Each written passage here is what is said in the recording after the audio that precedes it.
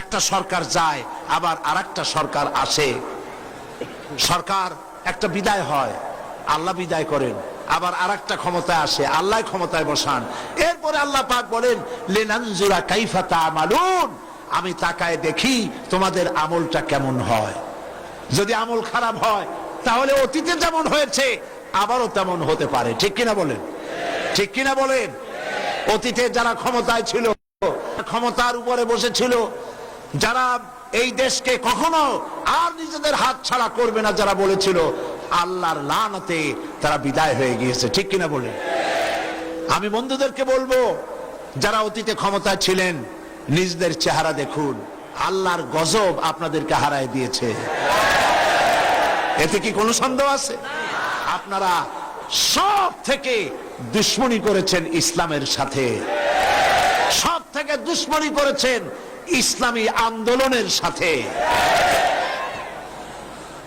সব থেকে বেশি দুশ্মনী করেছেন আলেমদের সাথে। আলেমদেরকে কারারুদ্ধ করেছেন, আর শাইখুল হাদিসকে মানুষ খুন করার অপরাধে মিথ্যা অজুহাত দিয়ে তাকে জেলের মধ্যে পুরে চোর ডাকাতের সাথে রাখছেন। ৮৬ বছরের বৃদ্ধ মানুষ ৬০ বছর বুখারী শরীফের খেদমত করতেছেন, তিনি মানুষ খুন করছে এই কথা শয়তানও বিশ্বাস করতে চাইবে না।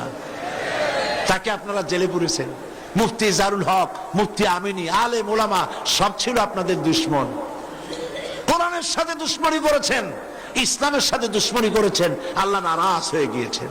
ঠিক কিনা বলেন?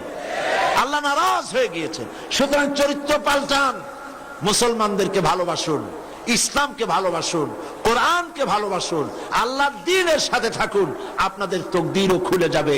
আসুন আমাদের সাথে একসাথে ইসলামের কাজ করি। আপনাদের চরিত্র হচ্ছে দাড়ি টুপলি দেখলেই রাজাকার, দাড়ি টুপলি পাগড়ি দেখলেই স্বাধীনতা বিরোধী, এই সব বাজে কথা বলা বন্ধ করুন, আল্লাহ রহম করবেন। আর আপনারা চিনতে শিখুন, আপনাদের পতনের কারণ হলো আপনাদের মুরব্বী হচ্ছে বাংলাদেশের নাস্তিক আর মুরতাদ যারা, ভারতের পা চাটা গোলাম বুদ্ধিজীবী যারা, এরাই আপনাদের মুরব্বী। এগুলিকে ঘাড়ের উপরে চড়াইছেন, মাথার উপরে চড়াইছেন। আমি একবার পার্লামেন্টে বলেছিলাম, गुलिस्तान के हर शाख पे बर्बाद गुलिस्तान के लिए एक ही उल्लू काफी है। गुलिस्तान के हर शाख पे उल्लू बैठे हैं, फिर अंजाम गुलिस्तान क्या होगा। ফুলের বাগান ধ্বংস করার জন্য একটা হুতুম পেঁচা হলেই যথেষ্ট, কিন্তু সারা ফুলের বাগান হুতুম পেঁচা দিয়ে ভরে ফেলেছেন। আপনি তাকিয়ে দেখেন, আপনার ডানে, আপনার বামে, আপনার মাথার উপরে আপনার বুদ্ধিদাতা, আপনার পরামর্শদাতারা কারা? এরা কি নামাজ পড়ে? এরা কি দিনদার? এরা কি ইমানদার? এরা কি আল্লাহ পরকালে বিশ্বাস করে? এরা কি কোরআনের শাসনে বিশ্বাস করে?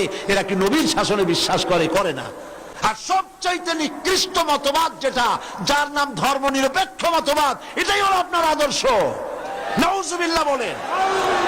আজ এই বিশাল জনসমুদ্র, লক্ষ লক্ষ মানুষকে সাক্ষী রেখে বলছি, হক কথা শুনে যান। ধর্মনিরপেক্ষ মতবাদ একটি কুফরি মতবাদ।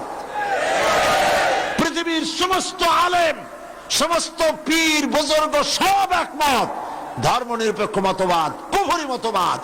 কোন মুসলমানের জন্য ধর্মনিরপেক্ষ মতবাদের আন্দোলন করা জায়েজ নাই, হারাম হারাম। আর সেই আদর্শই আপনার। কোন নবী কি ধর্মনিরপেক্ষ ছিলেন? কোন সাহাবী ধর্মনিরপেক্ষ ছিলেন? কেউ ধর্মনিরপেক্ষ ছিলেন না, কোন আলেম ধর্মনিরপেক্ষ নাই। সেই জন্য ধর্মনিরপেক্ষ মতবাদ থেকে ফিরে আসুন, এই দেশকে ভালোবাসুন। এই দেশের বৃহত্তর জনগোষ্ঠী মুসলমান, বৃহত্তর জনগোষ্ঠী মুসলমান যেদিকে যাবে তারাই দেশ শাসন করবে। এদেশের বৃহত্তর জনগোষ্ঠী ইসলাম চায়, সন্ত্রাস থেকে বাঁচতে চায়, তাই তারা সন্ত্রাস থেকে বাঁচার জন্য ইসলামের পক্ষে কাজ করেছে, ইসলামের পক্ষে এসেছে। ইনশাআল্লাহ আল্লাহর মেহেরবানিতে আমরা এগিয়ে যাব। আমরা চরমপন্থী নই, আমরা দ্বীনপন্থী, ঈমানপন্থী, ইসলামপন্থী। রাসূলুল্লাহ যেভাবে দ্বীন কায়েম করেছেন সেইভাবে মানুষের ভেতরে থেকে থেকে দ্বীনের দাওয়াত দিয়ে, মানুষকে বুঝাইয়া, তরবারি দিয়ে নয়, দরদ দিয়ে, ভালোবাসা দিয়া, দিন বুঝাইয়া বাংলাদেশে ইসলাম প্রতিষ্ঠা করা হবে ইনশাআল্লাহ।